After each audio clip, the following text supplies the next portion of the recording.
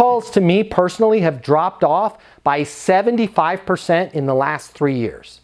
You would think with all the technology out there, by the way, there's 4 times more companies that will give you access to my mobile phone number, by the way, if you want it, 720-660-3202. I can't believe he gives out his mobile.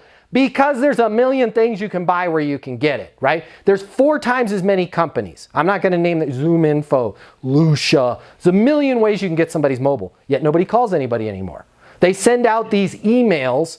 Oh, I got an email yesterday from the CEO of an artificial intelligence company that was 1.5 pages long. Her name was Meg. Hi, Meg, wherever you are. Right? And she's like, oh my God, we love your sales process. It would fit perfectly with our AI. We would like for you to consult us and we'll give you an ownership stake in the company.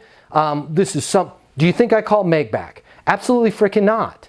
Because if Meg doesn't have the wherewithal to pick up the phone and call either me personally on my mobile, which I give out publicly, or my company, 800-628-1456, I don't want to do business with that person.